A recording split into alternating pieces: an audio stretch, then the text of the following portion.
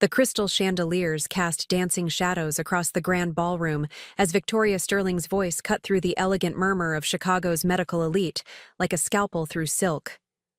"Well, isn't this precious?" she announced to our table of distinguished donors, her champagne flute raised in mock celebration. "Before we jump back in, tell us where you're tuning in from, and if this story touches you, make sure you're subscribed, because tomorrow I've saved something extra special. For you, Amanda finally gets to play dress-up with the real philanthropists. Tell me, darling, how much of Nathan's grant money did you spend on that gown?" The laughter that followed felt like ice water in my veins, but what came next would change everything forever. The Northwestern Medical Research Institute's annual charity gala was supposed to be my moment of triumph. After 3 years of marriage to Dr. Nathan Cross, one of the country's most promising cancer researchers, I had finally been invited to sit at the patrons' table, the exclusive circle of major donors who funded groundbreaking medical discoveries that saved lives across the globe. The invitation had arrived on cream-colored cardstock with gold embossing, addressed to Dr. and Mrs. Nathan Cross, and I had stared at it for nearly an hour, tracing my fingers over the elegant script that finally, officially, recognized me as worthy of inclusion in Nathan's professional world. The months leading up to this evening had been a whirlwind of preparation that went far beyond simply choosing the right dress. I had spent countless hours researching each attendee, memorizing their contributions to medical science, their charitable foundations, their personal interests and achievements. This wasn't just a social gathering. It was my entrance exam into the upper echelons of Chicago's scientific community, where conversations about molecular biology happened over cocktails and million-dollar research grants were discussed between courses of perfectly prepared cuisine. Nathan had been working 18-hour days in his laboratory, pushing toward a breakthrough in immunotherapy treatment that could revolutionize how we approach aggressive cancers. His research focused on engineering immune cells to better recognize and destroy malignant tumors, work that required equipment so expensive and sophisticated that most institutions couldn't even dream of affording it. The pressure on him was immense, not just from the scientific community, but from the knowledge that thousands of patients were waiting for treatments that might emerge from his research. I had chosen my dress carefully, a midnight blue silk gown that was elegant without being ostentatious, expensive enough to belong in this room but not so flashy as to draw unwanted attention to my background. My jewelry was simple: pearl earrings that had belonged to my grandmother, and a delicate silver necklace that Nathan had given me for our first anniversary. I wanted to look like I belonged here naturally, not like someone trying too hard to fit into a world that hadn't originally been designed for me. The grand ballroom at the Meridian Hotel was a masterpiece of architectural elegance, with soaring ceilings adorned with intricate moldings and crystal chandeliers that had probably cost more than most people's annual salaries. Round tables draped in crisp white linens filled the space, each one bearing arrangements of white orchids and baby's breath that released a subtle, expensive fragrance into the air. The stage at the front of the room was set for presentations about the year's research achievements, complete with projection screens that would display complex scientific data to an audience capable of understanding its significance. As we made our way through the reception area, I noticed how naturally Nathan moved through this environment. He shook hands with department heads from prestigious universities, embraced colleagues whose research papers I had read in medical journals, and introduced me with obvious pride to scientists whose work was literally changing the world. "This is my wife, Amanda," he would say, and I would see their eyes assess me quickly. My appearance, my demeanor, my ability to contribute meaningfully to conversations about grant funding and research methodologies. The cocktail hour was a delicate dance of networking and relationship building. I found myself in conversations with Dr. Margaret Whitfield, the evening's host and head of the Research Institute, who possessed the kind of understated authority that came from decades of groundbreaking work in her field. She spoke about the challenges of securing funding for long-term research projects, the frustration of seeing promising studies abandoned due to financial constraints, and the critical importance of private donors who believed in scientific advancement, even when the results might take years to materialize. Standing beside me, Nathan discussed his current project with the kind of passionate intensity that had first attracted me to him.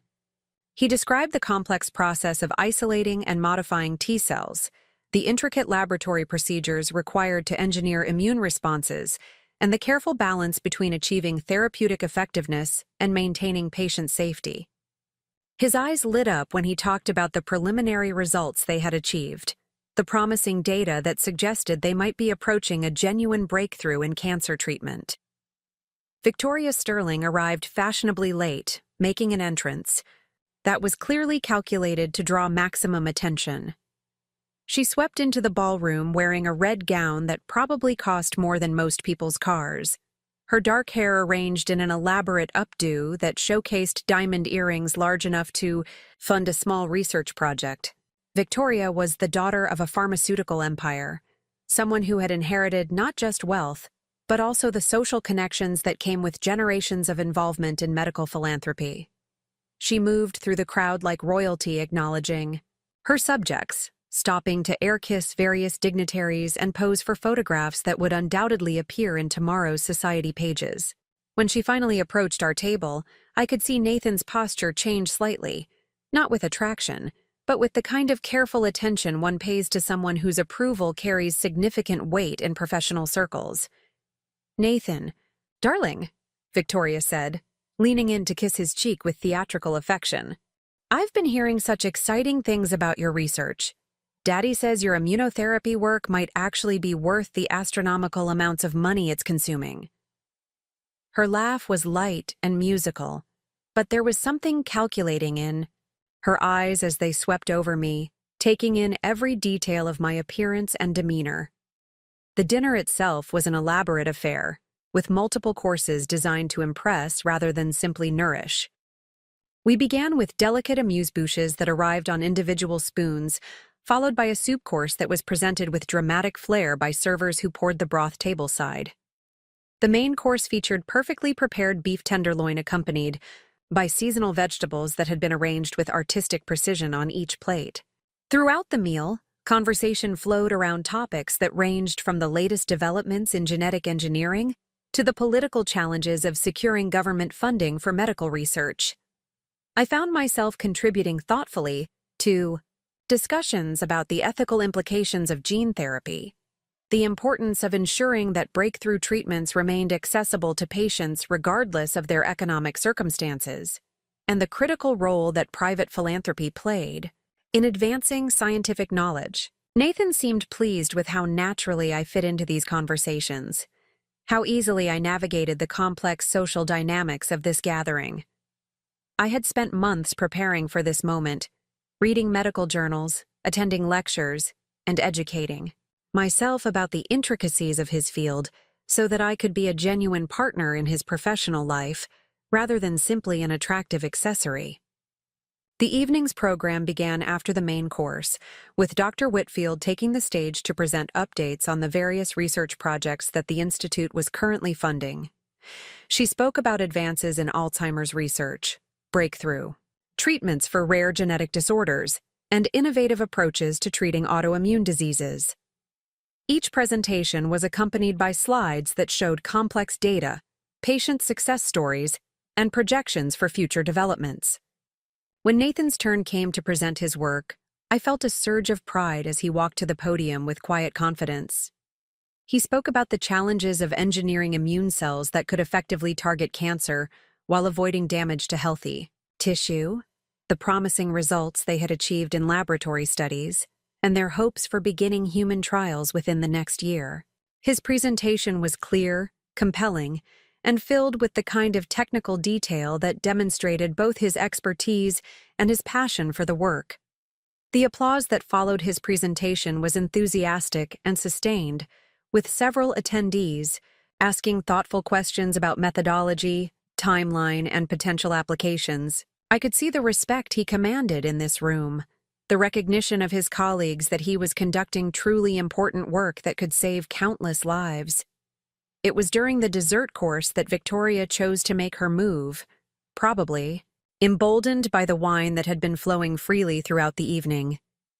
The conversation at our table had turned to the challenges of funding long-term research projects, the difficulty of convincing donors to invest in work that might not show results for years, and the critical importance of patient private philanthropists who understood the value of supporting scientific advancement. "Speaking of philanthropy," Victoria said, her voice carrying across our table with deliberate clarity, "I think it's wonderful how Nathan has found such an understanding wife. Not everyone would be comfortable being married to someone whose career requires such significant financial investment." Her smile was perfectly practiced, but there was malice lurking behind her perfectly applied makeup. Nathan looked confused by the comment, clearly not understanding the direction Victoria was heading. "Amanda has been incredibly supportive of my work," he said diplomatically, reaching over to squeeze my hand affectionately.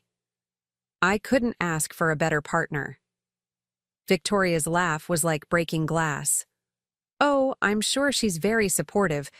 After all, it must be quite comfortable being married to someone with such promising grant funding and research opportunities." "Tell me, Amanda, what did you do before you met Nathan? I don't recall hearing about your background in medical philanthropy." The question hung in the air like poison gas, and I could feel the attention of everyone at our table shifting toward me. This was the moment Victoria had been building toward all evening, the opportunity to publicly question my motivations for marrying Nathan, to suggest that I was nothing more than an opportunistic gold digger who had attached myself to a successful man for financial gain. I had faced subtle versions of this question before, whispered conversations and knowing looks from people who assumed that my marriage to Nathan was based on his professional success, rather than genuine love and partnership. But Victoria was making the accusation publicly in front of people whose opinions mattered enormously to Nathan's career, with the kind of calculated cruelty that was designed to humiliate and diminish me. "I work in nonprofit administration," I replied calmly, though my heart was pounding against my ribs. "I've spent most of my career helping organizations maximize their impact through strategic funding and operational efficiency." It was a diplomatic answer that conveyed competence without providing the specific details that Victoria was clearly fishing for. But Victoria wasn't satisfied with diplomacy. Preparing and narrating this story took us a lot of time, so if you are enjoying it, subscribe to our channel. It means a lot to us. Now back to the story. "How fascinating," she said, her tone dripping with false enthusiasm. "And I suppose that background gave you quite an appreciation for the financial opportunities available to the wives of successful researchers. It must be such a relief to have found someone whose work is so well funded." The insult was delivered with such practiced elegance that it took a moment for its full impact to register. Victoria was essentially calling me a gold digger in front of Chicago's medical elite, suggesting that my marriage to Nathan was motivated by greed rather than love, that I was nothing more than a calculating woman who had targeted a successful man for his financial prospects. Nathan's face flushed red, and I could see him struggling to process what Victoria had just said. Dr. Whitfield looked genuinely shocked, her fork suspended halfway to her mouth as she stared at Victoria with obvious disapproval. The other guests at our table shifted uncomfortably in their chairs, clearly uncertain about how to respond to such a blatant attack. "Victoria, that's completely inappropriate," Nathan began, his voice tight with anger and embarrassment. But Victoria cut him off with a wave of her perfectly manicured hand, her attention focused entirely on me, as if she was a predator that had finally cornered its prey. "Oh, don't be so sensitive, Nathan," she said with false lightness. "I'm sure Amanda understands that people talk. When someone with no apparent connection to medical research suddenly appears as the wife of one of our most promising young scientists, well, it does raise certain questions about motivation." The words hit me like physical blows, each one carefully chosen to maximize damage and humiliation. Victoria had waited until the perfect moment, when I was surrounded by people whose respect I desperately wanted to earn, when Nathan's professional reputation was also at stake, when any emotional response from me would be witnessed by the very community I was trying to join. But as I sat there, feeling the weight of every gaze at our table, something unexpected happened. Instead of the crushing shame and devastation that Victoria was clearly expecting, I felt a strange sense of clarity settle over me. Because Victoria Sterling had just made the biggest mistake of her privileged life. She had assumed that I was exactly what I appeared to be, a woman with no power, no resources, no ability to fight back against her calculated cruelty. She had no idea that for the past 2 years, I had been the anonymous donor whose contributions had funded Nathan's research. She didn't know that the equipment he used, the laboratory space he worked in, and the research assistants who helped him were all made possible by my family's foundation. She couldn't have imagined that the woman she was publicly humiliating as a gold digger was actually the financial backbone that had made her husband's groundbreaking work possible. As Victoria's laughter echoed across our table and the uncomfortable silence stretched like a chasm between us, I realized that the moment I had been unconsciously preparing for had finally arrived. Not the moment to defend myself against accusations that were based on ignorance and malice, but the moment to reveal a truth that would fundamentally change how everyone in this room understood my place in Nathan's life and in the broader world of medical research. The crystal chandeliers continued to cast their dancing shadows across the ballroom, but everything had shifted. Victoria Sterling thought she had just delivered a devastating blow to an unsuspecting victim. Instead, she had just given me the perfect opportunity to demonstrate exactly how wrong assumptions could be when they were based on prejudice rather than fact. I reached for my purse with hands that were steadier than they had any right to be, my fingers finding the small leather portfolio that contained documents I had never planned to share publicly. Tonight, in front of Chicago's medical elite, Victoria Sterling was about to learn that sometimes the person you underestimate is actually the person who holds all the power. The evening was about to take a turn that none of them would ever forget. The humiliation at the charity gala wasn't the beginning of Victoria Sterling's campaign against me. It was simply the most public explosion of resentment that had been building for months, like pressure in a fault line that finally triggers an earthquake. As I sat in that ballroom, surrounded by the shocked faces of Chicago's medical elite, my mind drifted back to the first time I had encountered Victoria's particular brand of venom, and I realized that this moment had been inevitable from the day Nathan and I announced our engagement. It had started 3 years earlier, at a faculty mixer held in the gardens behind the Northwestern Medical Research Institute. The event was designed to welcome new researchers and introduce their families to the broader academic community. Nathan had been nervous about bringing me, not because he was ashamed of our relationship, but because he knew how insular and judgmental the medical research world could be toward outsiders. He had warned me that some of his colleagues might be skeptical of anyone who didn't possess advanced degrees in scientific fields, that there was an unspoken hierarchy in academic medicine that could be difficult to navigate. I had dressed carefully for that first event, choosing a simple black dress that was professional without being formal, hoping to strike the right balance between fitting in and not trying too hard. Nathan held my hand as we walked through the gardens, pointing out various department heads and explaining the complex relationships between different research groups. He introduced me to Dr. Whitfield, who was gracious and welcoming, asking thoughtful questions about my work in nonprofit administration and expressing genuine interest in my background.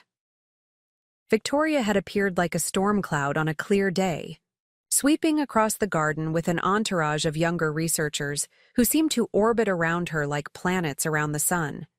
She was stunning in the way that only truly wealthy women can be, with the kind of polished perfection that comes from a lifetime of professional styling and unlimited resources.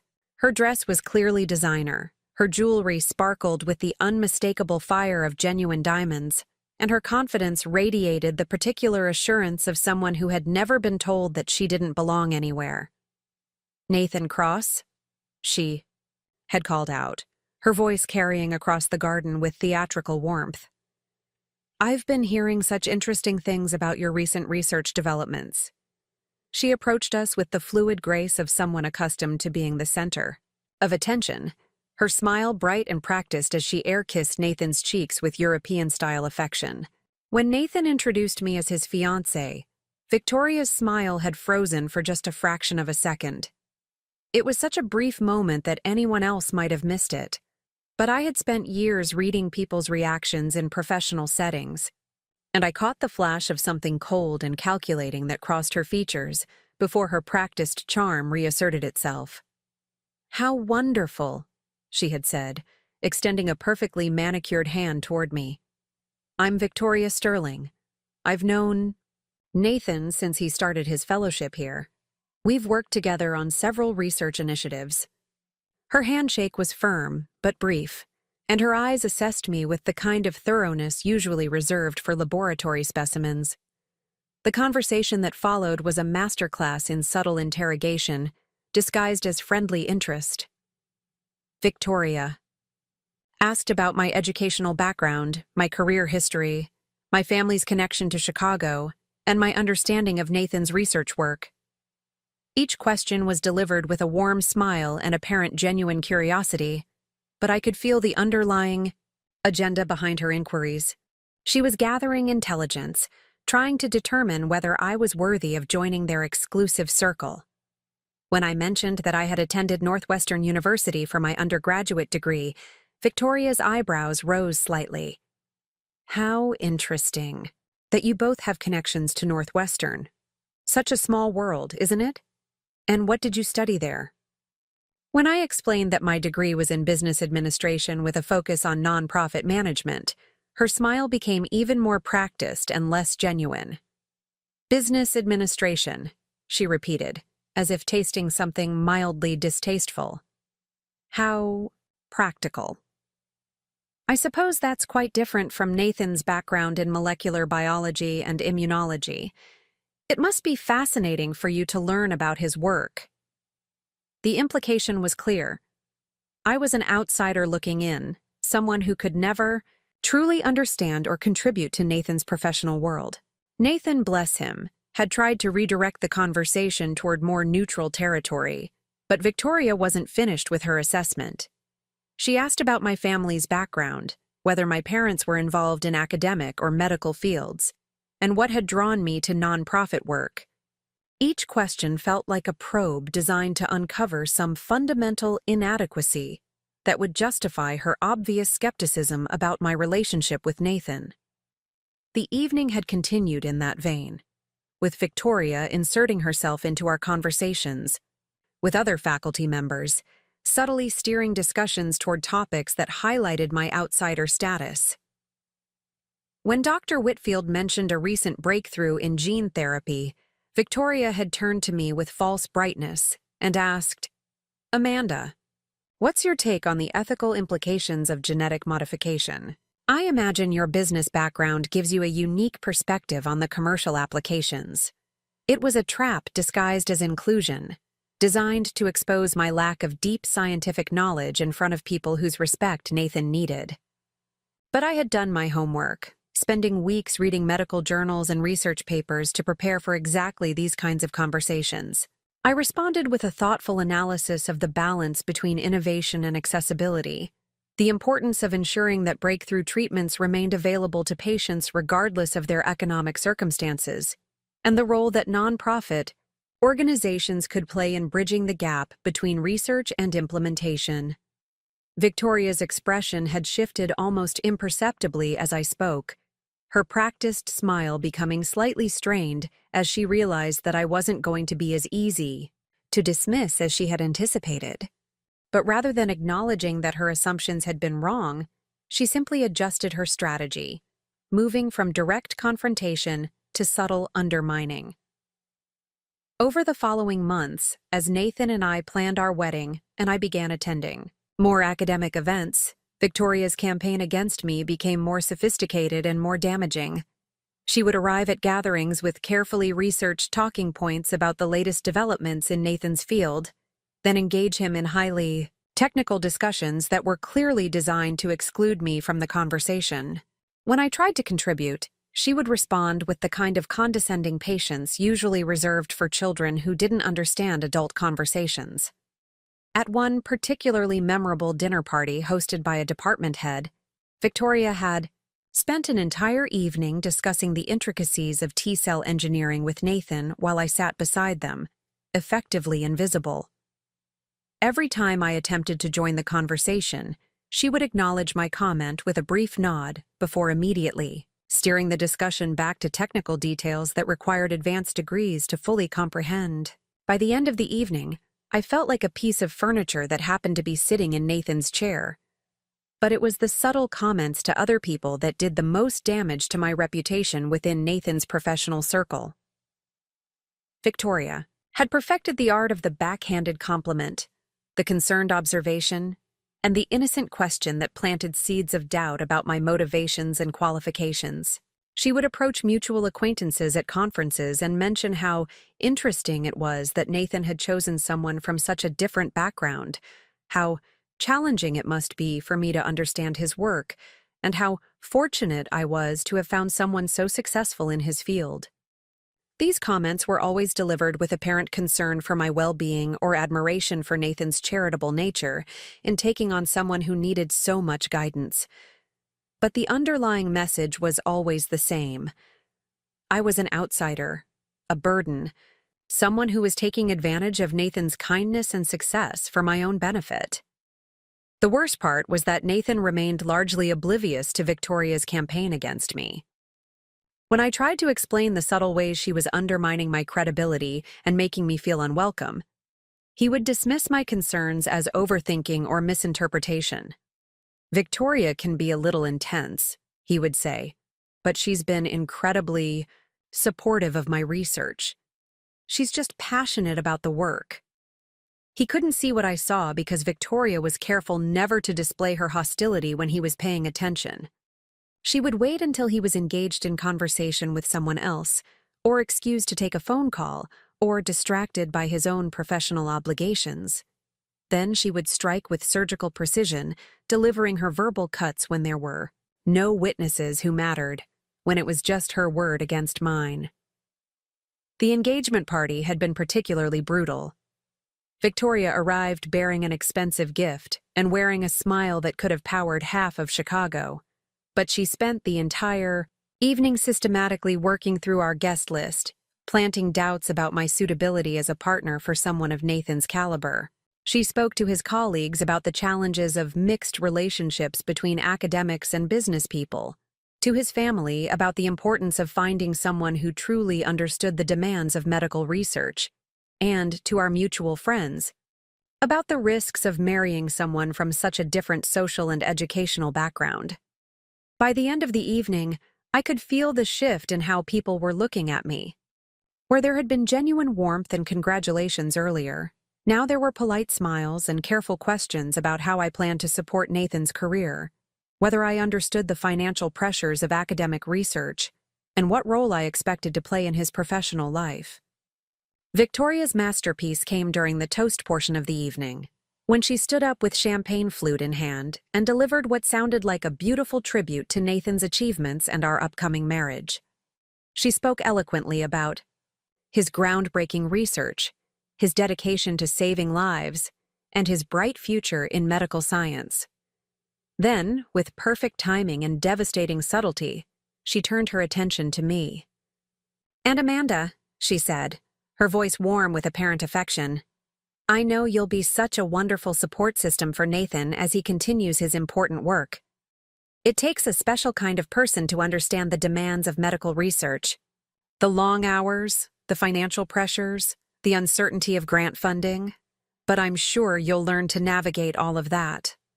She paused for effect, her smile radiant as she delivered the killing blow. "After all, love conquers all, doesn't it? Even the most challenging differences in background and understanding." The words themselves were innocuous, even supportive on the surface. But the subtext was clear to everyone in the room.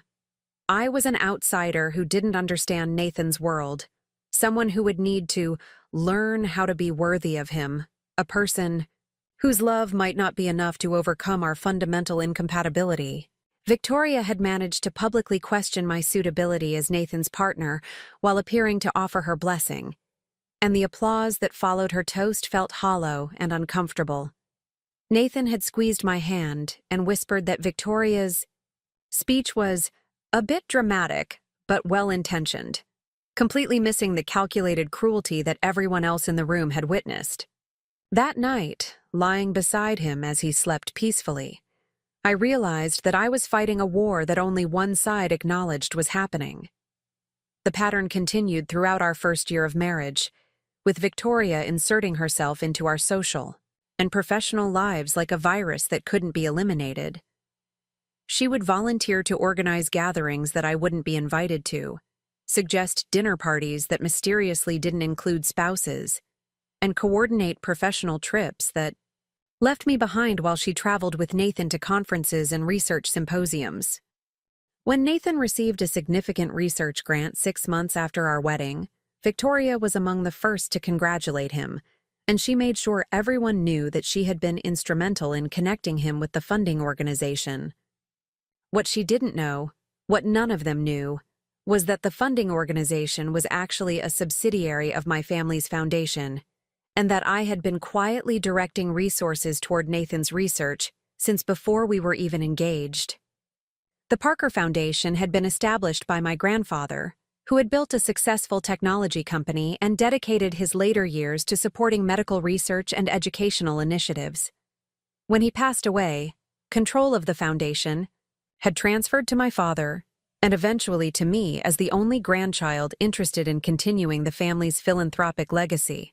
The foundation's assets were substantial enough to fund multiple research projects simultaneously, but we had always maintained strict anonymity in our giving, believing that the focus should remain on the science rather than the donors. I had first learned about Nathan's research through academic papers published in medical journals long before we met. His work on immunotherapy was exactly the kind of innovative, potentially life-saving research that my grandfather had envisioned when he established the foundation.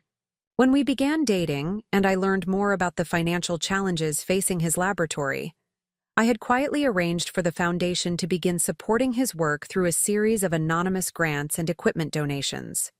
Nathan believed that his funding came through traditional academic channels, grants awarded by government agencies and medical organizations based on the merit of his research proposals. He had no idea that many of his resources actually originated from the Parker Foundation, filtered through a carefully constructed network of intermediary organizations that preserved our anonymity while ensuring that promising research received the support it needed.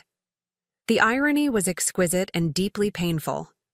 Victoria Sterling was building her reputation as a champion of medical research, partly by taking credit for connecting Nathan with funding that actually came from the woman she was publicly dismissing as a gold digger. She was positioning herself as his professional advocate while systematically undermining his wife, never realizing that she was attacking the very person who had made his success possible. As the months passed and Victoria's campaign against me intensified, I found myself carrying the weight of this secret like a stone in my chest. Every time she made a cutting comment about my lack of contribution to Nathan's career, every time she suggested that I was simply along for the ride while he achieved greatness, every time she positioned herself as his true intellectual partner while casting me as decorative baggage, I wanted to reveal the truth that would shatter her carefully constructed narrative. But maintaining the foundation's anonymity was a core principle that went beyond my personal feelings about Victoria Sterling. The moment we revealed our involvement in Nathan's funding, every relationship he had built in the academic world would be called into question. His colleagues would wonder whether his grants were awarded based on merit or marriage, whether his research achievements were genuine or simply the result of preferential treatment. The revelation would taint not just his reputation, but potentially the credibility of his scientific work. So I endured Victoria's attacks in silence, watching her build her status in Nathan's professional circle while systematically tearing down mine. I attended faculty dinners where she would hold court discussing research developments that my foundation had funded, listened to her give presentations about the importance of private philanthropy in medical science while she worked to exclude me from the very community my family was supporting, and smiled politely when she took credit for connecting Nathan with opportunities that I had actually created. The breaking point had come 3 months before the charity gala, at a research symposium where Nathan was presenting preliminary results from his latest study. The auditorium was packed with medical professionals from across the country, and Nathan's presentation was scheduled as one of the keynote addresses. I had been looking forward to this moment for months, proud to see him share the groundbreaking work that our foundation had helped make possible. Victoria had positioned herself in the front row, taking notes and asking sophisticated questions during the Q&A session that followed Nathan's presentation.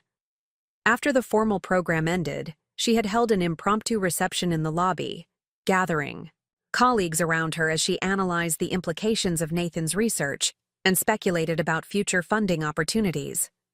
I had approached the group hoping to join the conversation, but Victoria had smoothly redirected the discussion toward technical details that required advanced scientific training to fully understand.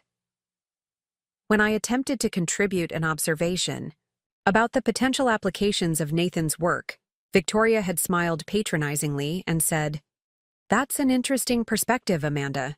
It's always helpful to hear how research might look from a layperson's point of view."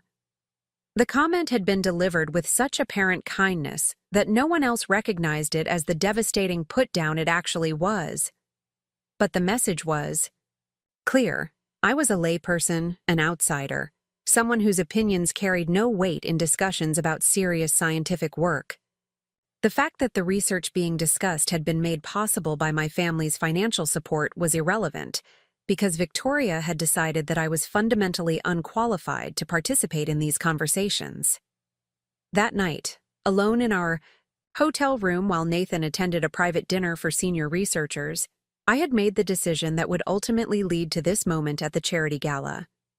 I called Dr. Whitfield and requested a private meeting to discuss my family's potential interest in supporting the Institute's work. I didn't reveal the Foundation's existing involvement in Nathan's research, but I laid the groundwork for what would eventually become a much more public relationship between the Parker Foundation and the medical research community. The meeting with Dr. Whitfield had been revelatory in ways I hadn't expected. She spoke candidly about the challenges facing medical research, the constant struggle to secure adequate funding, and the critical importance of private philanthropy in advancing scientific knowledge. When I mentioned my family's foundation and our interest in supporting innovative research, her entire demeanor shifted from polite professional courtesy to genuine excitement and respect.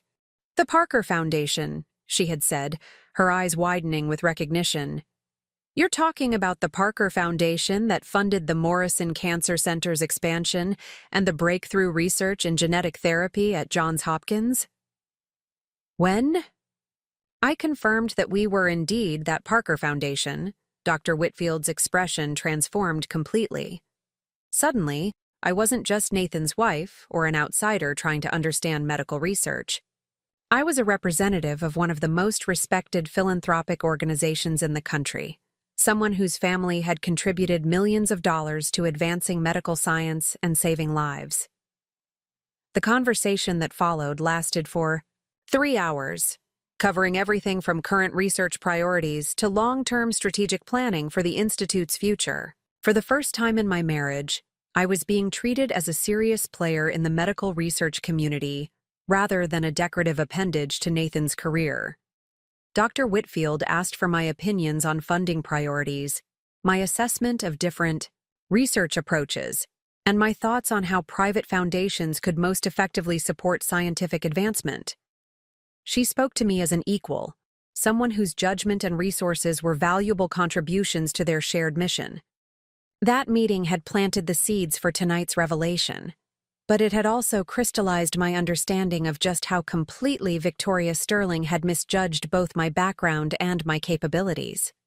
She had spent months positioning herself as the sophisticated insider while dismissing me as an ignorant outsider.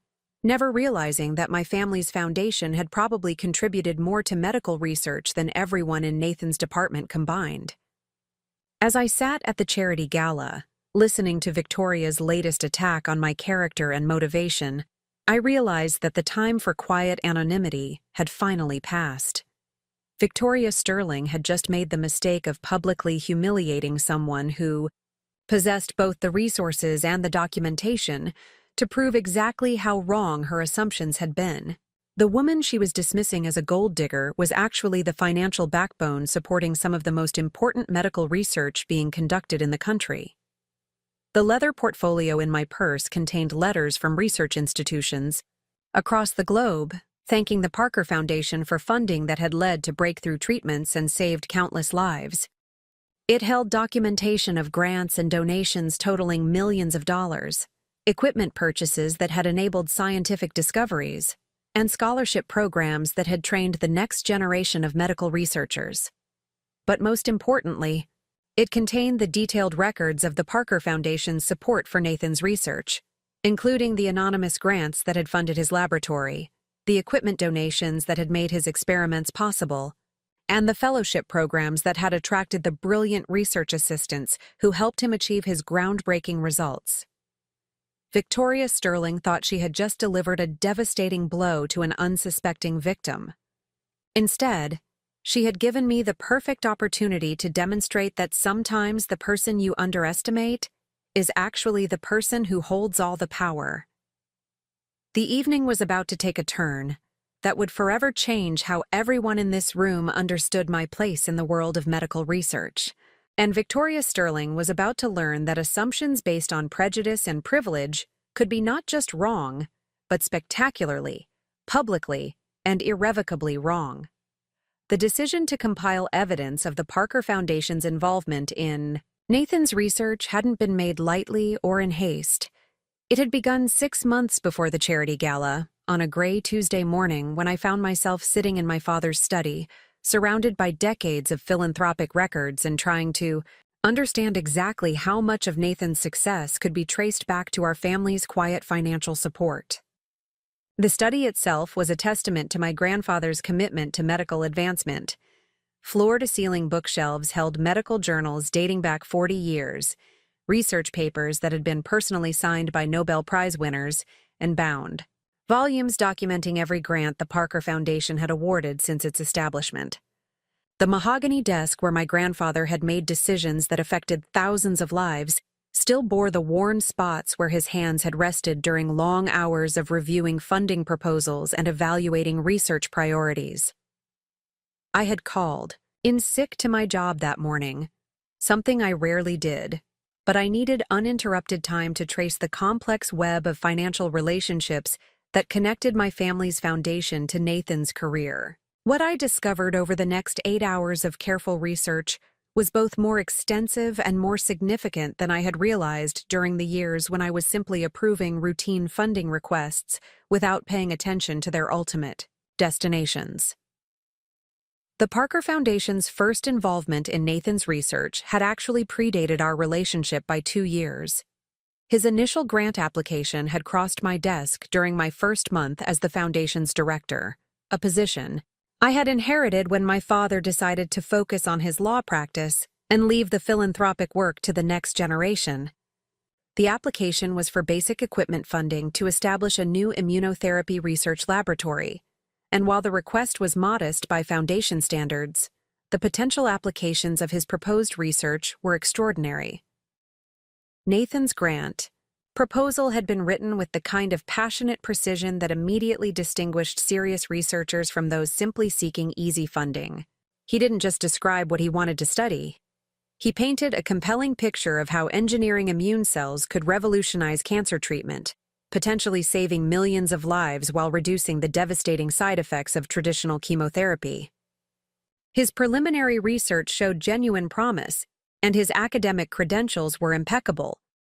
But what had really captured my attention was a handwritten note attached to his formal proposal. In it, Nathan explained that he had been working on immunotherapy concepts during his fellowship, but lacked the specialized equipment needed to move from theoretical research to practical experimentation. He wrote about patients he had met during his clinical rotations, people fighting aggressive cancers who might benefit from treatments that didn't yet exist, and his determination to contribute to research that could give them hope. The note was personal in a way that formal grant applications rarely were, revealing not just a brilliant scientific mind, but also a deeply compassionate person who understood that research statistics represented real human lives. I had approved his funding request that same day, authorizing the purchase of flow cytometers, cell culture systems, and specialized laboratory equipment that would allow him to begin the work that would eventually define his career. Over the following months, as Nathan's research progressed and showed increasing promise, the Foundation had provided additional support through a carefully orchestrated series of grants and donations.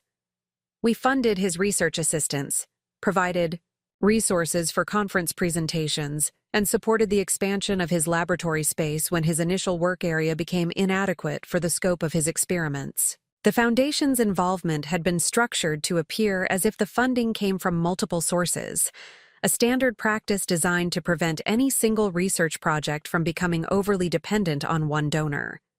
Grant money was distributed through intermediary organizations. Equipment donations were processed through medical supply companies that worked with multiple foundations, and fellowship funding was administered by academic institutions that managed resources from various philanthropic sources. From Nathan's perspective, his research was being supported by the broader medical community through traditional academic channels. He had no way of knowing that the National Medical Research Alliance was actually a subsidiary of the Parker Foundation, or that the Midwest Cancer Research Initiative was simply another name we used when distributing resources to institutions in the Chicago area. This complex funding structure had been developed by my grandfather, who believed strongly that philanthropic support should enhance rather than overshadow the work being funded. He had seen too many promising researchers become more focused on maintaining donor relationships than advancing their scientific work, and he was determined that Parker Foundation funding would allow researchers to concentrate entirely on their experiments and discoveries.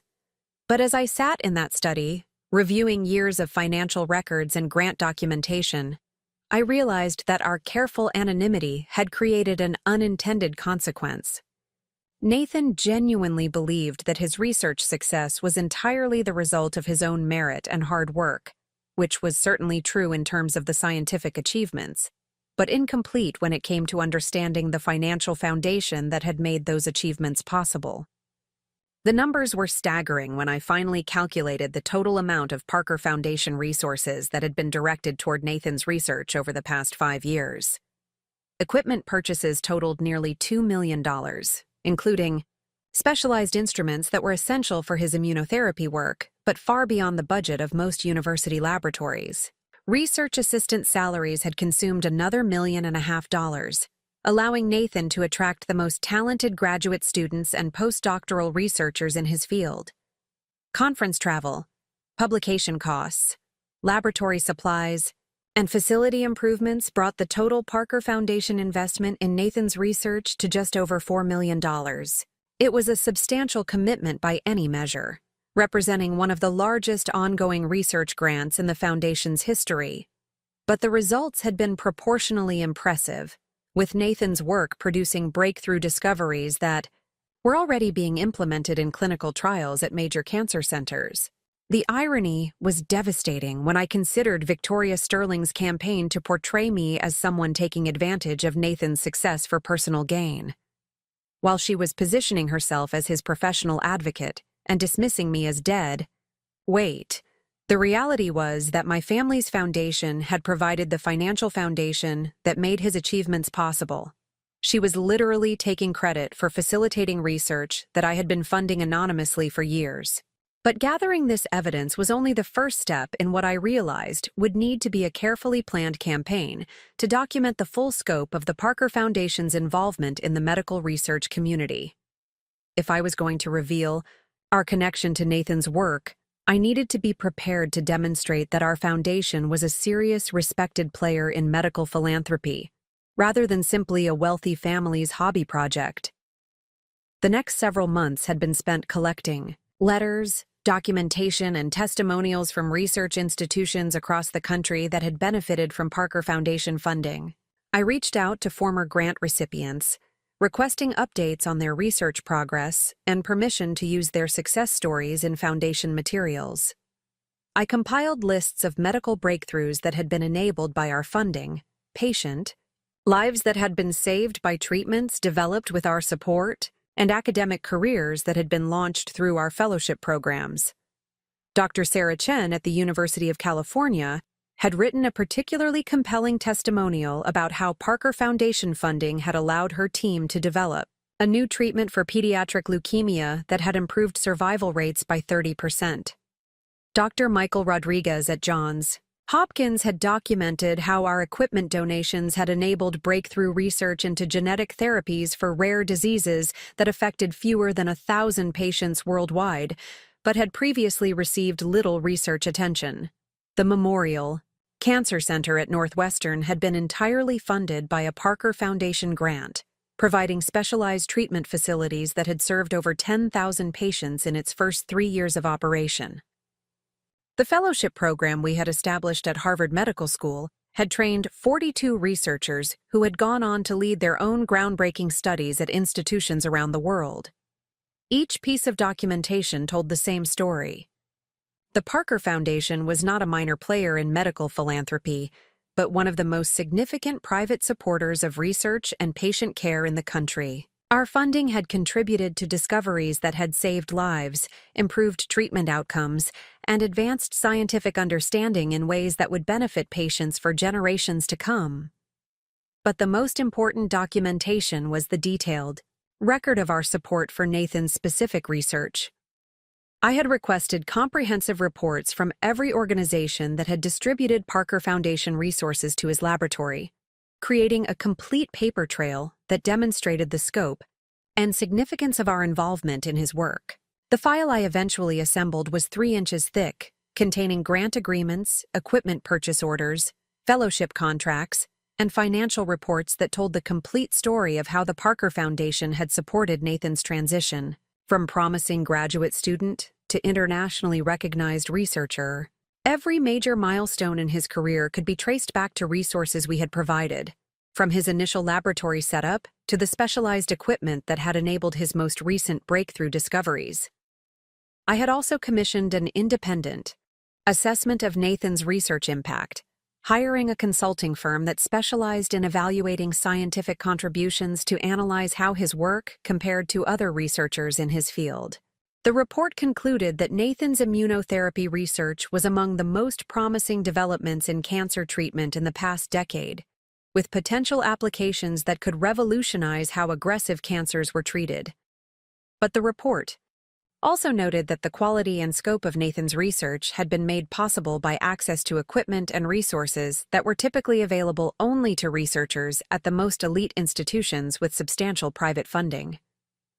The specialized instruments in his laboratory represented millions of dollars in investment, and the talent he had been able to attract as research assistants was directly related to the competitive salaries and prestigious fellowship opportunities that his funding had provided. In other words, while Nathan's scientific brilliance was undeniable, his ability to translate that brilliance into groundbreaking research had been directly enabled by the financial support the Parker Foundation had provided. Without our funding, he would still have been a talented researcher, but he might not have had access to the resources necessary to achieve the level of success that had made him a rising star in the medical community. Armed with this documentation, I had begun the delicate process of preparing for a potential public revelation of the Parker Foundation's role in medical research.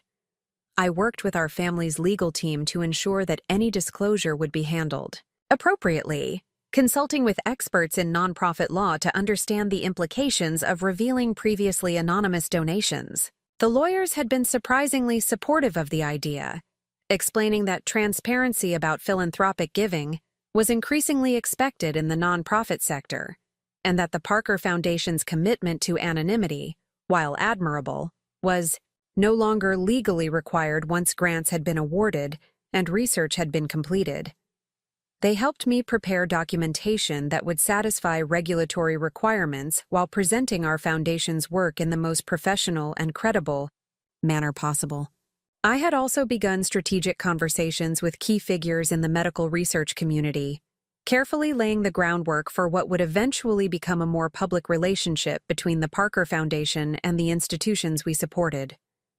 Dr. Whitfield had been particularly helpful in this process, introducing me to other research directors and department heads who could speak knowledgeably about the Foundation's impact on their work. These conversations had revealed something I hadn't fully appreciated during the years when we maintained strict anonymity. The Parker Foundation's support was not just financially significant, but also intellectually respected within the medical community. Researchers who had benefited from our funding spoke about the Foundation's sophisticated understanding of research priorities, our ability to identify promising projects before they received broader recognition, and our commitment to supporting work that addressed genuine medical needs rather than simply popular causes. Dr. Jennifer Walsh at the Mayo Clinic had mentioned during one conversation that Parker Foundation grants were considered among the most prestigious awards in medical research, not just because of their financial value, but because of the Foundation's reputation for supporting only the most innovative and impactful work. She explained that receiving Parker Foundation funding was often seen as validation, that a research project had genuine potential to advance medical knowledge and improve patient outcomes. This reputation had been built over decades of careful grant-making, with my grandfather and father developing relationships with leading researchers and medical institutions while maintaining the Foundation's commitment to anonymity.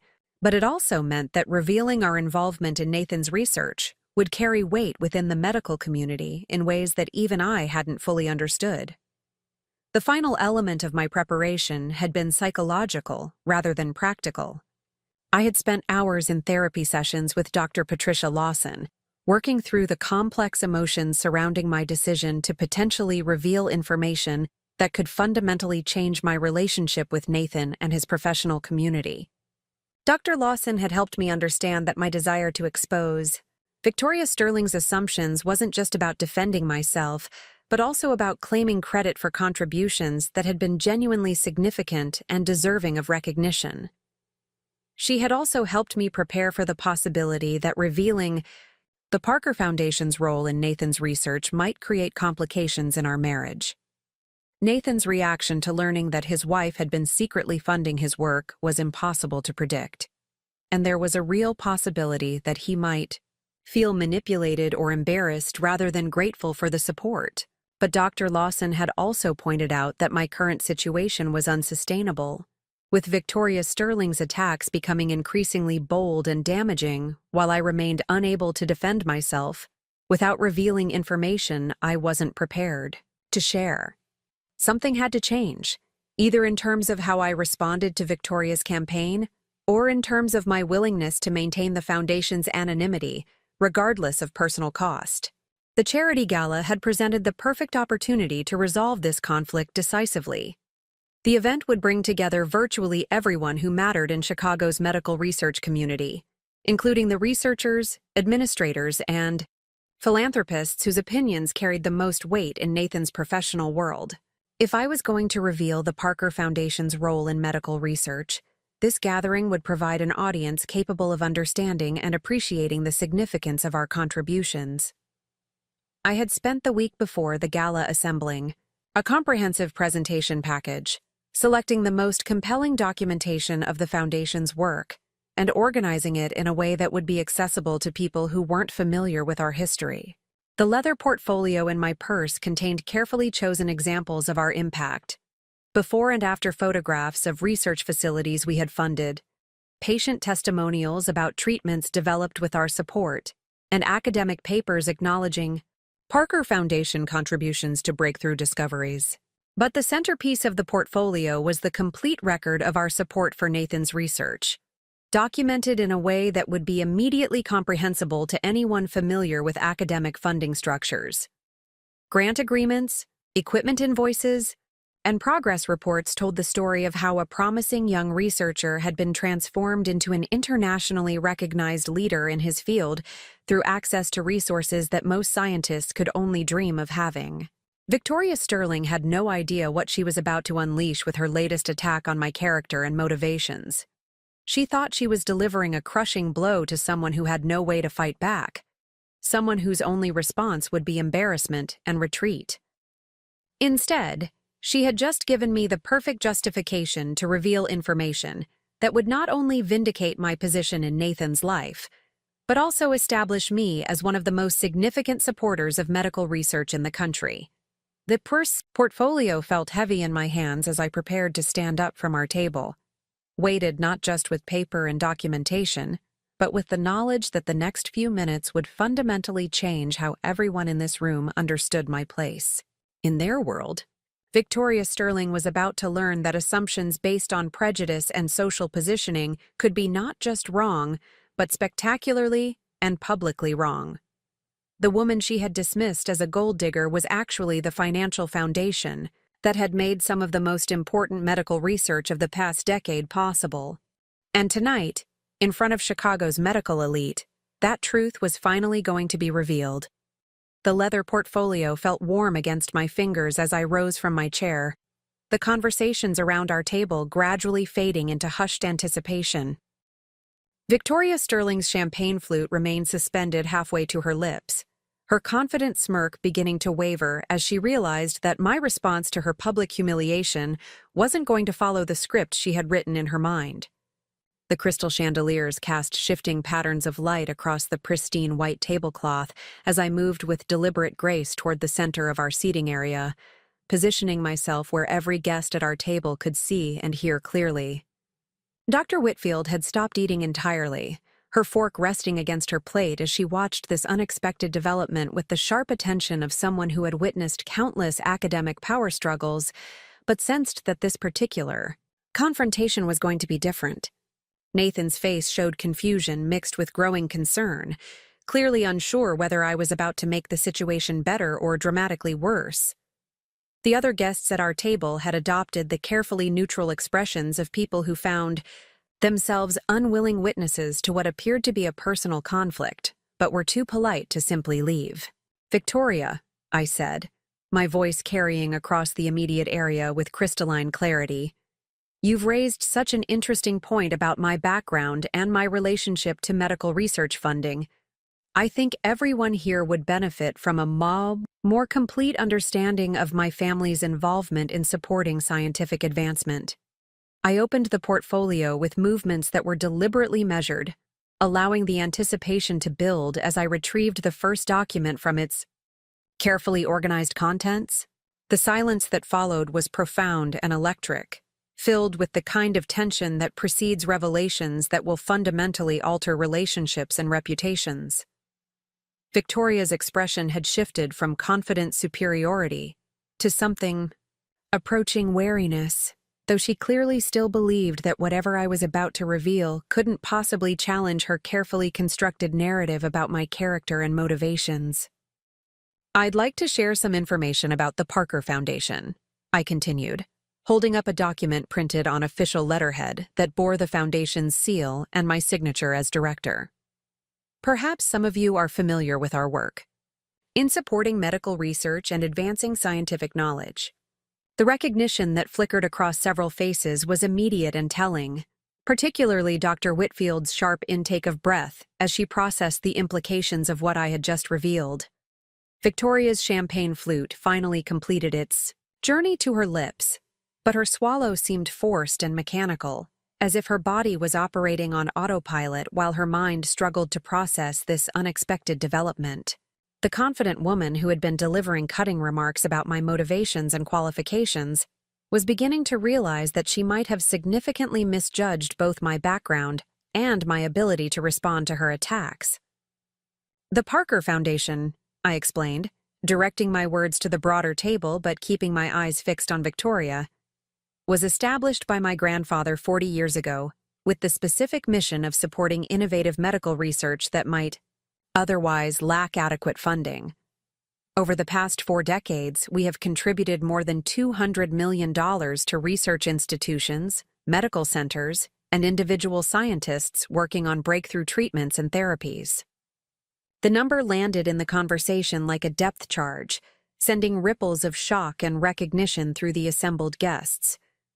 Dr. Whitfield's expression had transformed from professional curiosity to something approaching awe, clearly recognizing the significance of the Parker Foundation's contributions to the medical research community. Nathan's confusion had deepened, his eyes moving between me and the documents I held, as he tried to understand how his wife had suddenly become associated with one of the most respected philanthropic organizations in medical science. But it was Victoria's reaction that provided the most satisfaction. The woman who had spent months positioning herself as the sophisticated insider while dismissing me as an ignorant outsider was now staring at me with an expression that combined shock, disbelief, and the dawning realization that she had made a catastrophic error in judgment. Some of our recent contributions, I continued, retrieving additional documents from the portfolio, include the new pediatric cancer wing at Children's Hospital of Philadelphia, which has treated over 3,000 young patients in its first 2 years of operation. We funded the genetic therapy research at Johns Hopkins that led to breakthrough treatments for previously incurable hereditary diseases. The Parker Foundation established the fellowship program at Harvard Medical School that has trained 60 of the country's most promising young researchers. Each revelation built upon the previous one, creating a comprehensive picture of philanthropic influence that extended far beyond anything the other guests had imagined possible. I could see understanding dawning in their faces as they began to grasp not just the financial scope of the Foundation's work, but its intellectual significance within the medical research community. Nathan's expression had evolved from confusion to something approaching shock as he began to understand the implications of what I was revealing. His wife, the woman Victoria had dismissed as a gold digger who brought nothing to their relationship beyond her appearance, was apparently connected to funding sources that had shaped some of the most important medical research of the past several decades. "But I think you'll find our most relevant contribution," I said, retrieving the thick folder that contained documentation of the Foundation's support for Nathan's research, "has been our ongoing investment in immunotherapy research right here, in Chicago. Specifically, the work being conducted by Dr. Nathan Cross." The words hung in the air like a revelation that would reshape everything everyone at this table thought they knew about my marriage, my motivations, and my place in Nathan's professional world. Victoria's face had gone pale beneath her carefully applied makeup, her earlier confidence evaporating as she began to understand that the woman she had been publicly humiliating possessed resources and influence that dwarfed her own family's pharmaceutical fortune. The champagne flute in her hand trembled slightly, sending tiny ripples across the surface of the golden liquid. Nathan's reaction was immediate and visceral, his chair scraping against the floor as he turned to face me fully, his expression cycling through shock, confusion, and something that might have been betrayal. "Amanda, what are you talking about?" His voice was barely above a whisper, but it carried clearly in the hushed atmosphere that had settled over our table. I opened the folder and began extracting documents with the same deliberate precision I had used throughout this revelation, allowing each piece of evidence to speak for itself, rather than rushing through explanations that might diminish their impact. "The Parker Foundation has been supporting your research for the past 5 years, Nathan. The specialized equipment in your laboratory, the research assistants who have helped you achieve your breakthrough discoveries, the conference travel that has allowed you to share your work with the international medical community, all of it has been funded through carefully structured grants and donations from our foundation." The documentation told the story more effectively than any speech could have. Equipment purchase orders totaling nearly $2 million, detailed specifications for the flow cytometers and cell culture systems that were essential to Nathan's immunotherapy work. Grant agreements for research assistant salaries that had allowed him to attract the most talented graduate students in his field. fellowship contracts that had brought brilliant postdoctoral researchers to his laboratory from institutions around the world. Nathan reached for the documents with hands that weren't quite steady, his eyes scanning the familiar equipment listings and laboratory specifications, while his mind struggled to process how these resources had actually been funded. I could see the moment when recognition dawned, when he began to understand that his entire research infrastructure had been built on foundation support that had somehow remained invisible to him throughout years of scientific achievement.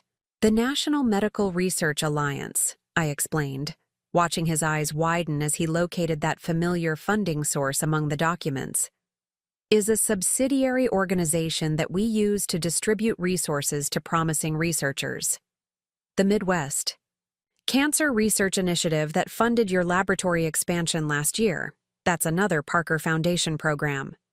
The equipment grants that allowed you to purchase the specialized instruments that made your breakthrough possible. All Parker Foundation funding, carefully structured to appear as if it came from multiple sources. Victoria had set her champagne flute down with trembling fingers, her carefully manicured hands pressed flat against the white tablecloth as she struggled to maintain composure in the face of revelations that were systematically destroying every assumption she had made about my background and qualifications. The woman who had spent months positioning herself as Nathan's professional advocate was learning that she had been taking credit for facilitating research that was actually funded by the person she had been working to exclude from his professional circle. The total Parker Foundation investment in Nathan's research, I continued, retrieving the financial summary that had been prepared by our accounting firm, currently stands at $4.2 million. This funding has enabled discoveries that are already being implemented in clinical trials at major cancer centers, treatments that have the potential to save thousands of lives and represent genuinely revolutionary advances in how we approach aggressive cancers. The numbers were staggering by any measure, representing one of the largest ongoing research investments in the Foundation's history. But more than the financial magnitude, these figures demonstrated the sophisticated understanding of research priorities and scientific potential that had guided our funding decisions. The Parker Foundation hadn't simply written checks to support Nathan's work. We had identified his potential before the broader medical community recognized his significance and provided precisely the resources necessary to transform theoretical concepts into practical breakthroughs. Dr. Whitfield was studying the documents with the intense focus of someone who understood exactly what she was seeing, her expression reflecting both professional admiration for the Foundation's strategic approach to research funding and personal amazement at finding herself seated next to someone whose family had shaped the landscape of medical research in ways she was only now beginning to comprehend. "This is impossible," Victoria finally found her voice, though it lacked the confident authority that had characterized her earlier attacks.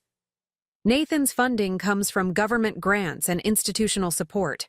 Everyone knows that. He's published papers acknowledging his funding sources, and none of them mention any Parker Foundation." I smiled at her objection, recognizing it as the desperate attempt of someone who is watching her carefully constructed worldview collapse in real time. "That's absolutely correct, Victoria.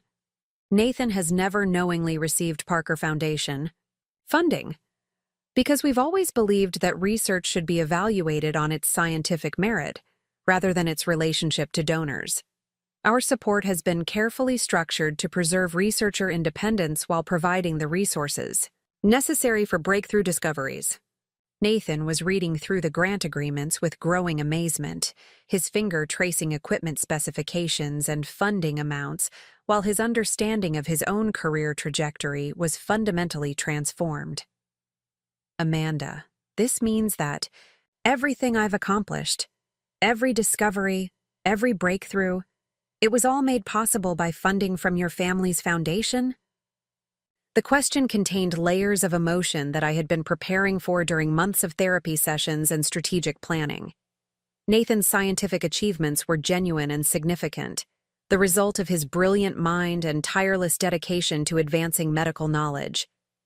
But those achievements had been enabled by access to resources that were far beyond the reach of most researchers. resources that had been provided anonymously by the Foundation while he remained unaware of their true source. "Your discoveries are entirely your own," I assured him, recognizing the importance of addressing his concerns about the legitimacy of his scientific work. The Parker Foundation doesn't fund researchers in hopes of influencing their results or claiming credit for their achievements. We fund promising scientists because we believe their work has the potential to save lives and advance human knowledge. The breakthrough treatments you've developed, the innovative approaches you've pioneered, those emerged from your mind and your dedication. We simply provided the tools and resources that allowed your brilliance to flourish. Victoria was studying the assembled documentation with the desperate intensity of someone looking for any detail that might allow her to dismiss or minimize what she was seeing. But the evidence was comprehensive and irrefutable, bearing the official seals and signatures of institutions she recognized and respected. The Parker Foundation's support for Nathan's research was documented with the kind of meticulous precision that characterized serious philanthropic organizations rather than the casual charity work of wealthy dilettantes. "The irony of this evening," I said, turning my attention back to Victoria while Nathan continued processing the documents that were reshaping his understanding of his own career, "is that you've spent months positioning yourself as Nathan's professional advocate while systematically attacking the person whose family has actually been funding his work. You've taken credit for connecting him with research opportunities that were actually created by the Parker Foundation. You've dismissed me as someone who brings nothing to his career while I was quietly ensuring that he had access to resources that most scientists can only dream of having." The accusation hung in the air like an indictment, supported by documentation that no one at the table could dispute. Victoria had indeed spent considerable time and energy building her reputation as someone who understood and supported important medical research, often by taking credit for opportunities and connections that had actually originated from sources she knew nothing about. Robert Hayes, who had remained silent throughout this revelation, finally spoke up with the careful tone of someone who recognized that he was witnessing a moment that would be discussed in Chicago's medical community for years to come. "Amanda, if I understand correctly, you're saying that the Parker Foundation has been anonymously funding Nathan's research for his entire career, and that Victoria has been taking credit for facilitating opportunities that your foundation actually created." The question crystallized the essential elements of what had just been revealed, stripping away the complex details of grant structures and funding mechanisms to focus on the fundamental issues of credit, influence, and the systematic misunderstanding of who had actually been supporting Nathan's scientific achievements. "That's exactly what I'm saying, Robert," I confirmed, maintaining eye contact with Victoria as I delivered what would be the final blow to her carefully constructed narrative about my character and motivations. Victoria has built her reputation in this community partly by claiming to support research that my family has actually been funding. She's positioned herself as an advocate for medical advancement while working to exclude the person whose foundation has contributed millions of dollars to the work she claims to champion. The silence that followed was profound and complete, broken only by the distant sounds of other conversations continuing at tables throughout the ballroom, where guests remained unaware of the drama that was unfolding in our corner of the room.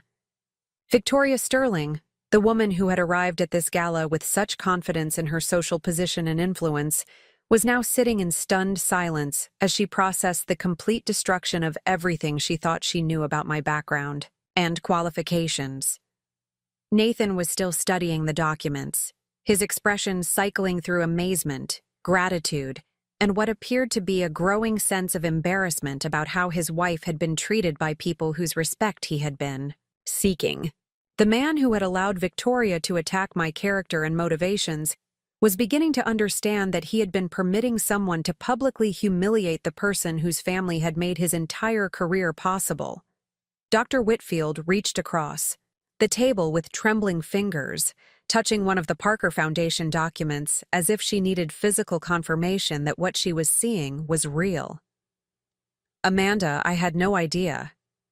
When you mentioned your family's foundation during our meeting, I understood that you represented significant philanthropic resources, but I never imagined that we were discussing the Parker Foundation. Your family's contributions to medical research have been legendary in our community for decades. Her words carried the weight of professional recognition from someone whose opinion mattered enormously in Chicago's medical research community. Dr. Whitfield wasn't simply being polite or diplomatic. She was acknowledging that the Parker Foundation's work had earned genuine respect and admiration from the people who understood its significance and impact. Victoria finally found her voice again, though it emerged as barely more than a whisper. I didn't know. I had no idea about any of this. If I had understood who you were, what your family had contributed, I never would have said those things. The words were an admission of defeat rather than a genuine apology, acknowledging that her attacks had been based on ignorance and assumption, rather than any actual knowledge of my background or qualifications. But her response also revealed the fundamental flaw in her thinking that had led to this moment of public humiliation. Victoria was apologizing not because she recognized that her behavior had been cruel and inappropriate, but because she had discovered that I possessed wealth and influence that exceeded her own. Her regret was based on social positioning rather than genuine remorse for the pain she had caused. The problem, Victoria, I said, maintaining the calm tone that had characterized this entire revelation, isn't that you didn't know about my family's foundation. The problem is that you made assumptions about my character and motivations based on nothing more than prejudice and social positioning. You decided that I was a gold digger without bothering to learn anything about my background, my qualifications, or my contributions to Nathan's life and career. The indictment was delivered with surgical precision, cutting through her attempted apology to expose the ugly assumptions that had motivated her months-long campaign against my reputation. Victoria Sterling had revealed herself to be exactly the kind of person who judged others based on superficial appearances and social hierarchies rather than actual knowledge or evidence. The transformation in how the other guests were looking at me was immediate and complete. Where there had been polite tolerance for Nathan's wife, there was now genuine respect for someone whose family had shaped the landscape of medical research. Where there had been questions about my qualifications to participate in serious conversations about scientific advancement, there was now recognition that I represented one of the most significant sources of research funding in the country. But perhaps most importantly, Victoria Sterling's carefully constructed reputation as a sophisticated advocate for medical research had been revealed as largely fictional, built on taking credit for opportunities she had never actually created, and dismissing people whose contributions she was too ignorant to recognize. The woman who had arrived at this gala, believing she held all the social and professional advantages, had just learned that assumptions based on privilege and prejudice could be not just wrong, but spectacularly and publicly wrong.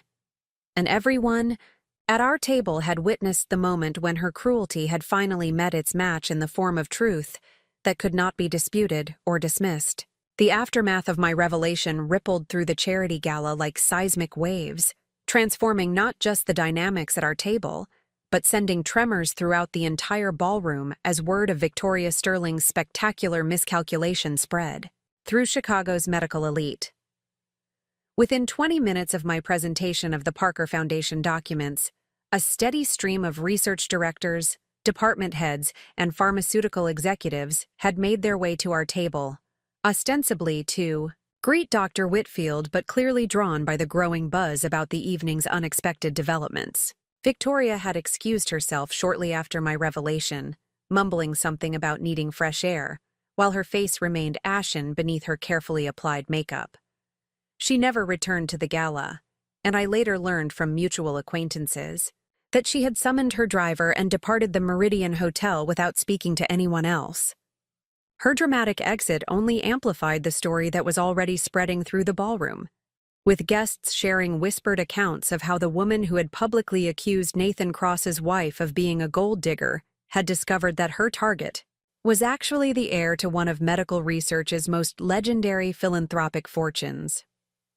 Nathan's response to learning about the Parker Foundation's role in his career had been complex and deeply emotional, cycling through amazement, gratitude, embarrassment, and what I recognized as a profound recalibration of how he understood our relationship. During the remainder of the gala, he remained close to my side with an attentiveness that was both protective and deferential, clearly still processing the magnitude of what had been revealed and its implications for everything he thought he knew about his professional success.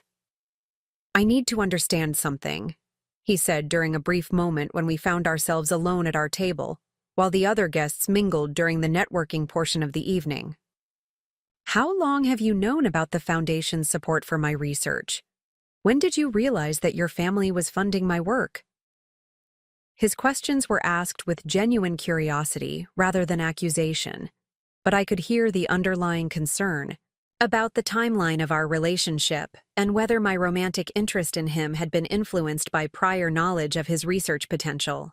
The question was one I had anticipated and prepared for during months of therapy sessions with Dr. Lawson, who had helped me understand the complex emotions that Nathan would likely experience upon learning about the Foundation's involvement in his career. "I first read about your research in academic journals before we ever met," I explained, choosing my words carefully to ensure he understood both the timeline and my motivations. "The Parker Foundation approved your initial equipment grant 2 years before you and I were introduced at that conference reception. My personal interest in you developed completely independently of my professional knowledge of your work." Nathan's relief was visible as he processed this information, clearly concerned that our entire relationship might have been built on hidden agendas or calculated deception. "But you must have realized the connection when we started dating seriously.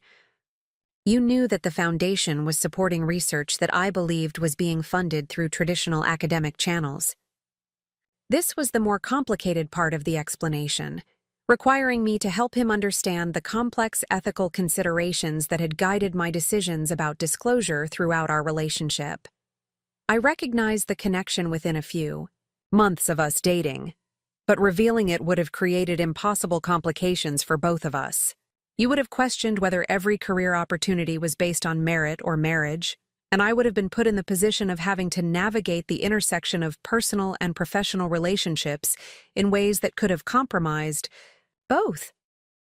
The conversation was interrupted by Dr. Margaret Chen, the director of cancer research at University of Chicago, who approached our table with the kind of purposeful stride that indicated she had specific business to discuss. "Amanda," she said, extending her hand with warmth that was markedly different from the polite courtesy I had received from medical professionals earlier in the evening, "I hope you'll forgive the interruption, but I wanted to personally thank you for the Parker Foundation's support of our pediatric oncology program. The new treatment protocols we've developed with your funding have improved survival rates for children with aggressive brain tumors by 40%. Her words carried the weight of genuine gratitude mixed with professional respect, acknowledging not just the financial support, but the sophisticated understanding of research priorities that had guided the Foundation's funding decisions.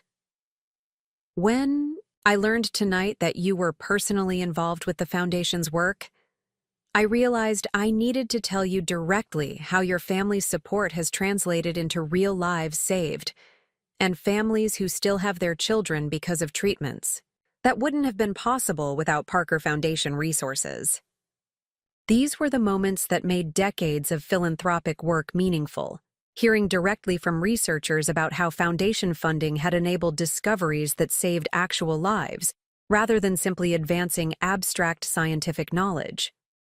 Dr. Chen's gratitude was particularly moving because pediatric cancer research often received less attention and funding than adult oncology, despite the devastating impact of childhood cancers on families and communities. Nathan listened to this exchange with growing understanding of the scope and significance of the Parker Foundation's work, clearly beginning to appreciate that my family's involvement in medical research extended far beyond his own laboratory and represented genuine contributions to advancing human knowledge and saving lives. The woman he had married possessed not just wealth, but also the kind of sophisticated understanding of scientific priorities that came from decades of involvement with cutting-edge research.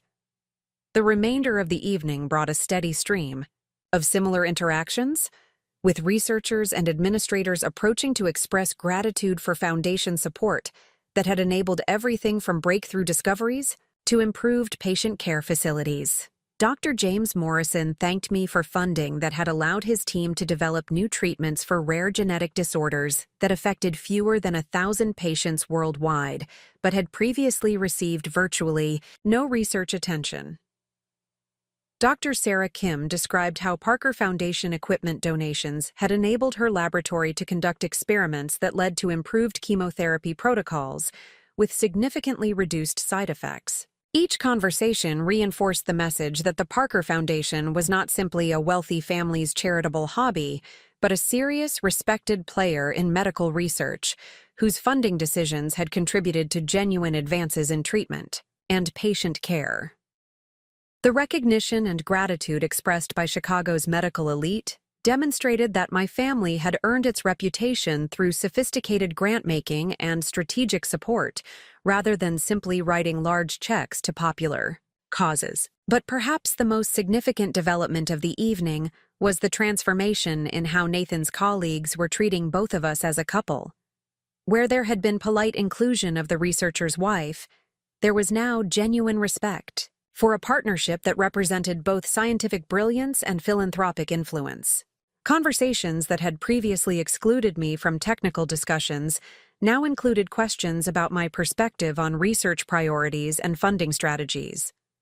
Dr. Whitfield approached us near the end of the formal program with a proposal that would fundamentally change the Parker Foundation's relationship with the Northwestern Medical Research Institute. Amanda, I've been thinking about our conversation several months ago, and I wonder if you might consider making the Foundation's support more visible and collaborative. We have several promising research initiatives that could benefit enormously from the kind of strategic funding and long-term commitment that the Parker Foundation represents. Her suggestion represented exactly the kind of opportunity I had been hoping would emerge from tonight's revelation, a chance to transition from anonymous support to active partnership while maintaining the Foundation's commitment to advancing scientific knowledge rather than seeking recognition or control. I'd be very interested in discussing more formal collaboration, Dr. Whitfield.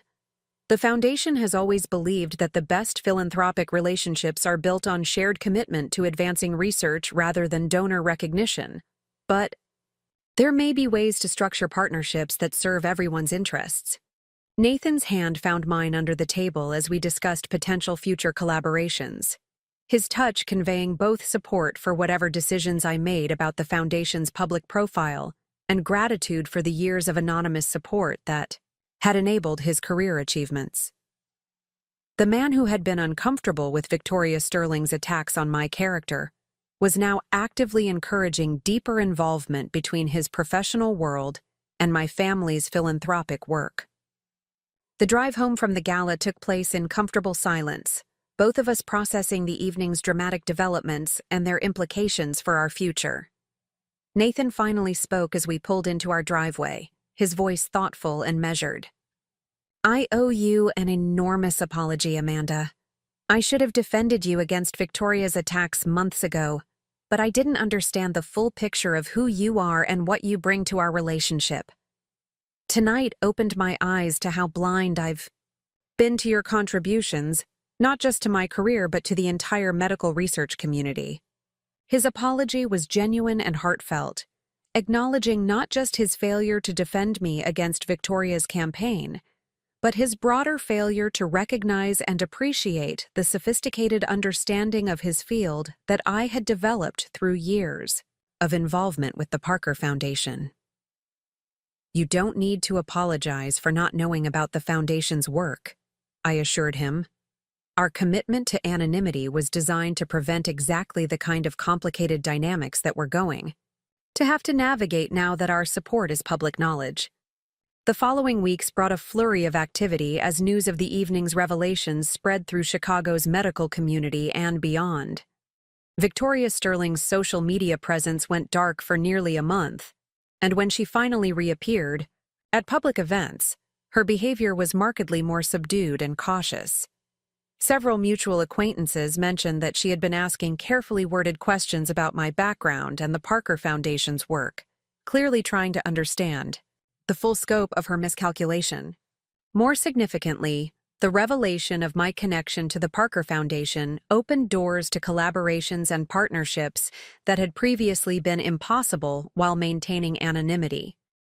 The University of Chicago invited me to join their medical research advisory board, recognizing that my understanding of funding priorities and research potential could contribute to their strategic planning. Northwestern offered to establish a formal Parker Foundation Center for Immunotherapy Research, providing Nathan with expanded laboratory facilities and resources while giving the foundation a visible platform for supporting innovative cancer treatments. The transformation in Nathan's professional relationships was equally dramatic. Colleagues who had previously treated him as a promising but relatively junior researcher now recognized him as someone with access to resources and support that placed him among the most influential scientists in his field. Conference invitations multiplied, collaboration opportunities expanded, and his opinions on research priorities were sought by institutions that had previously overlooked his work. But perhaps the most important change was in Nathan's understanding of our marriage and partnership. The man who had been oblivious to Victoria's systematic attacks on my character became fiercely protective of my reputation and contributions, publicly acknowledging the Parker Foundation's role in his research, achievements, and ensuring that my expertise in medical philanthropy was recognized and respected in professional settings. During one particularly memorable dinner party hosted by Dr. Whitfield 6 months after the gala, Nathan stood up to offer a toast that perfectly captured how our relationship had evolved. "I want to acknowledge someone whose contributions to medical research have been invisible for too long," he said, raising his glass toward me. "Amanda's family has supported scientific advancement for decades, and her personal understanding of research priorities has guided funding decisions that have saved countless lives. I'm incredibly fortunate to be married to someone whose commitment to advancing human knowledge matches my own, and whose family's foundation has made discoveries possible that might otherwise have remained theoretical concepts." The applause that followed his toast was genuine and sustained, reflecting the medical community's recognition that the Parker Foundation represented serious commitment to scientific advancement rather than casual charitable giving. But more importantly, Nathan's words demonstrated his evolution from someone who saw me as supportive spouse to someone who recognized me as an equal partner in advancing the medical research we both cared deeply about.